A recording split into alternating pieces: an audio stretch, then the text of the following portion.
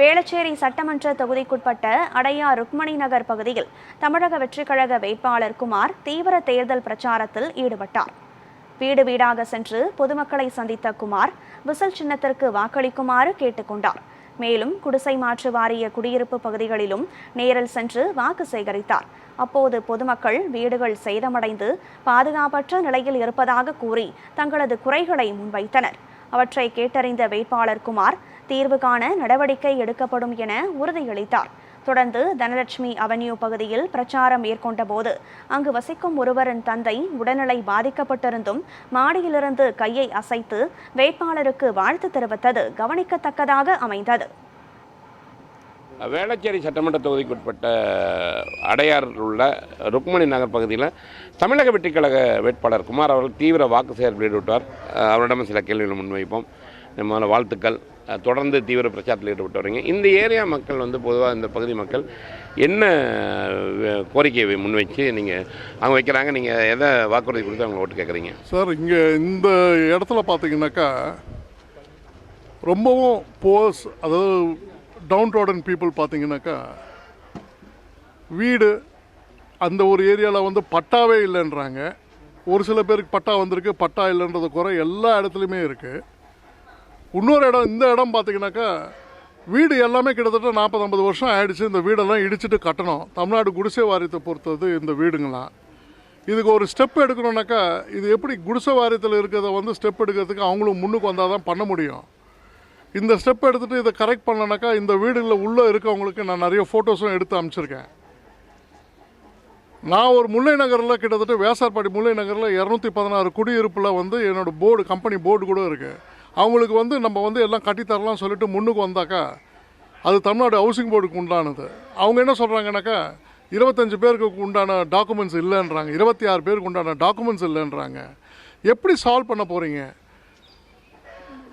என்னென்னவோ நம்ம ப்ராப்ளம் கொண்டு வரோம். அடிப்படை உரிமை வீடு, அடிப்படை உரிமை அவங்க வீட்டில் இருக்கிறது. அந்த வீடு கிராக் ஆகி எப்போ விழுமோன்னு உட்காந்துன்னு இருக்காங்க. மழை காலத்தில் எப்படி இருக்குமோன்னு பார்க்குறாங்க. இது ஒரு பக்கம்.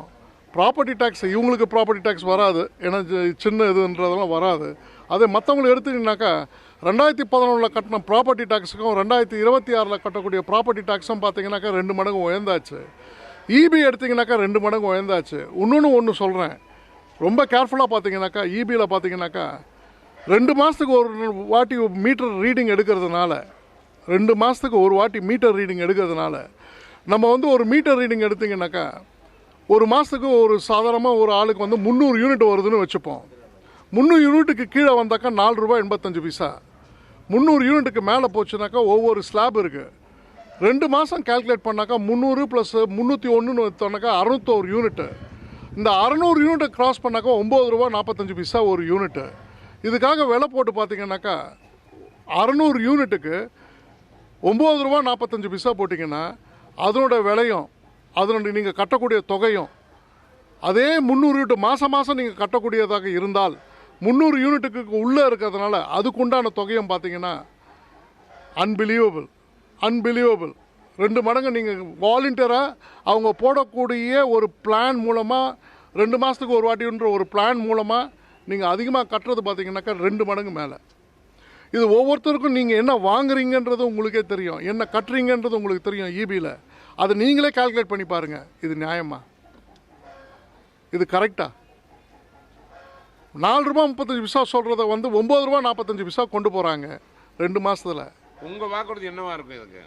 என்னுடைய வாக்குறுதி நிச்சயமாக மாதம் இந்த இபி நம்ம கொண்டு வரணும். மாதம் நீங்கள் என்ன யூஸ் பண்ணுறீங்களோ அதை கூட்டணும். எதுக்கு 2 மாதம் ஒரு வாட்டி கூட்ட வேண்டாம்? இதில் கிட்டத்தட்ட 10,000 கோடிக்கு மேலே லாபம் வருது. அந்த கால்குலேஷன் எல்லாமே போட்டு வச்சுருக்கேன். இன்னொரு இடத்துல நான் விலாவரியாக சொல்ல விருப்பப்படுறேன். குறிப்பாக இந்த பகுதியில் இருக்கக்கூடிய மக்களுக்கு அந்த வீடு கட்டித்தரதுக்காக முன்னுரிமை வழங்கப்படும் என்றார். அதே போல் அந்த குறிப்பாக அந்த மின்சார கட்டணம் உயர்வு ஏழை மக்களையும் பாதிப்பது, அதற்குண்டான நடவடிக்கை எடுக்கப்படும். அதாவது அடுத்த முறை இவர் வெற்றி பெற்று வந்தால் கண்டிப்பாக அதற்கான நடவடிக்கை எடுப்பதாக தெரிவித்துள்ளார். ஒளிபா சுந்தருடன் நண்பர்.